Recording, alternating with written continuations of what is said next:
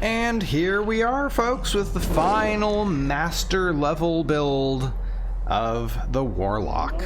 And what a ride it was. Pretty epic, really. So as you can see in the demonstration portion of the video, we did this on legendary difficulty, and it really wasn't much of an issue. I mean, being shot with arrows is painful in either form, especially in human form. But if we can distract them with all our gross creatures, it's not too bad. It's not too much of an issue at all. And of course, when we get a chance to punch them with our claws as a werewolf and then eat their faces, we heal up pretty quick. So let's take a look at the final spells for the Warlock. So we've got Decrepify. I think that's how you pronounce that. Creatures and people are cursed for 120 seconds. They suffer 50% reduced weapon speed, 20% slowed movement, and lose 50 stamina per second. So that's pretty devastating for any weapon-based characters. I was also using Call to Arms to bolster the health and stamina of my minions. Unfortunately, this whole line, from Courage to Rally to Call to Arms, does not seem to prevent the Gremlin or even the Ravagor, however you pronounce that, doesn't prevent them from running away, which is weird. So that was a bit unfortunate. Next up, we've got Hurl into Oblivion, which you saw right at the end of the demonstration portion of the video, where I literally threw that Hag Raven into Oblivion. Deals 108 raw damage and flings survivors into Oblivion until the spell is cast again. If a target dies, bind their spirit for 30 seconds. So, according to this is what that does right here. The torment of those you damned to Oblivion increases magicka by 15 points for 8 hours. I mean, it's not a huge boost, but it lasts quite a while. So that's kind of cool. Oops. Still looking at the spells. Last spell is the Leviathan. Summon a Leviathan for 1620 seconds. If a spirit if a spirit is offered, its attacks immobilize and bleed targets. So that was pretty good. As I was taking out one after the other, I just kept, killing one enemy after another. I would offer their spirit to create a more powerful Leviathan, and that seemed to work out pretty well. For gear, I got a Nordic sword, Exquisite, from what's his face? Eorland. Actually, he made all of these. The armor, okay, so we ended up getting better armor.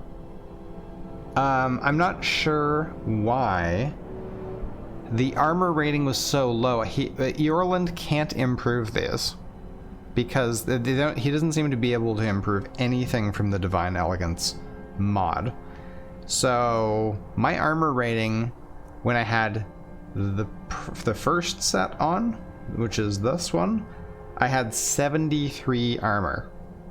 But now, even though these both show the same 172 armor for the chest piece, I have a total of 323 armor rating. So I don't know what happened there. And of course he couldn't improve it, so I didn't get that bonus either. Anyway, let's take a look at the enchantments. So we've got a necklace with Fortify Health and Fortify Magicka. Armor with Fortify Magicka Regen and Fortify Conjuration. Pauldrons, or this could be your helmet or circlet or whatever. Fortify Magicka Regen and Fortify Destruction. Boots with Fortify Stamina and Shock Resistance. Gauntlets with Fortify Magicka and Fortify One-Handed. And a ring with Fire Resistance and Fortify Illusion. So that reduced my costs by quite a bit. Let's see. I mean, even so, Leviathan is still I did do a Conjuration one, right? I just read over them. Did I not do oh, I didn't do a Conjuration one. Illusion, Destruction. Yeah, I did do Conjuration. So even with the 25% reduction, it's still 204. Ouch. Of course, the novice level spells are still free because of the apprentice. And it also reduces these by 15, everything else by 15% as well. Which means most of these are not too bad, not too expensive. Leviathan isn't too bad. And I had a lot of Magicka regen anyway. So that was good with that. So let's take a look at the perks. Starting with Illusion. I did not put any more spell points into Illusion at all. Just left Master of the Mind. Never even used that because we didn't actually do anything that was... kill anything that was undead. Conjuration. I got Unleash Hell. Conjured Daedra within 75 feet, gain additional spells on a 30-second cooldown. Flame Atronach, Frost Atronach, Storm, and Dremora. So I'm hoping that these Warlock summons count as Dremora, in which case it would be getting increased attack, damage, and movement speed. Couldn't really tell. I mean, they seem to be moving pretty quick, so that could be working, but I'm not 100% sure. Summon Resist, Friendly Conjure Daedra, and other non-undead minions within 75 feet gain 50% magic resistance and 300 points of armor. I mean, I don't think they were able to even touch any of my summoned creatures. Like, they had so much health and so much armor and resistance that I basically could just stand there while they just beat somebody to death that had 700 health. And March of Oblivion, you can summon or reanimate one additional minion per 250 points of base magicka, up to 3. So since I have 435, I'm thinking 3 is probably my limit, although I didn't actually test out to see if I could do 4. Let's do that right now. I got 3 right now. Let's get Gremlin up here. Nope. 3 is the limit. So if you want to push that, all you have to do is get your magicka up a little bit more to 500, and you can have 4 minions if you like. Oh, good grief, that thing is so noisy. Right. So that's it for Conjuration. Destruction, once again, I didn't do any more because I don't know, and it doesn't seem as though any of the elemental perks affect the spells in Triumvirate, sadly. Then we've got One-Handed. All I did here was put another point into Clash of Champions. And for light armor, I got a whole pile of other things. Let's see. Lightning Strike. Your critical strikes deal 75% more critical damage for 10 seconds after entering combat while wearing all light armor. Survival Instinct. When you get struck by an unblocked attack or hostile spell in combat, gain 10% movement speed for 6 seconds. Tempting Fate, you gain 20% movement speed if you're not blocking during an enemy's power attack. If the power attack misses, the effect lasts until the end of combat or until you are struck by a power attack. And we'll get into War Dance for a second here. But somebody mentioned in the comments that the unarmed perks in Ordinator affect your werewolf attacks, and that I tested it, and that is absolutely true.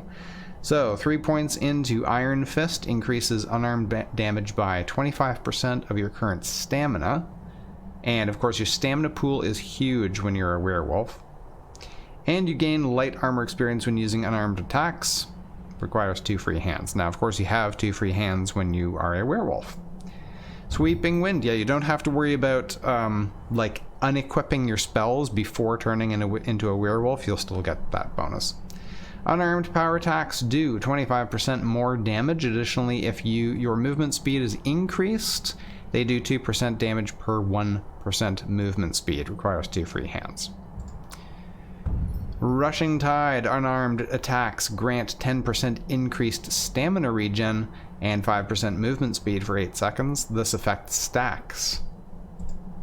Hissing Dragon, you may choose a damage type: fire, frost, shock, poison, disease, or sun. I chose disease. Unarmed attacks unleash a shockwave that deals the chosen damage type to all targets in front of you. Does not activate while sneaking.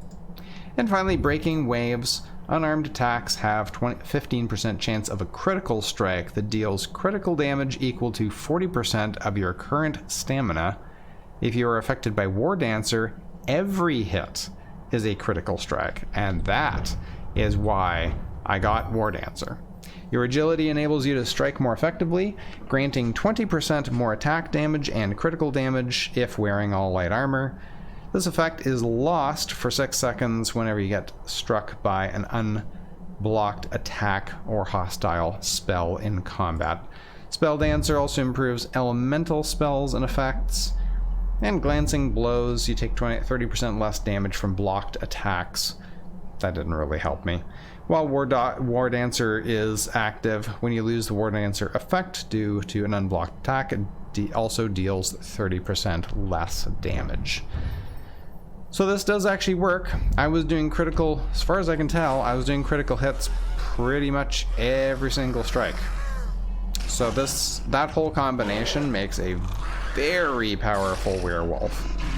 It's actually really cool. I'm glad that everybody recommended that I try out Growl, because Growl is really nice, really lightweight mod that adds a lot of power to your werewolf. So I think I'll probably play another werewolf again in the future sometime. So that's it, folks. I hope you enjoyed the Warlock build. The next one up is the Cleric. We'll see you guys then.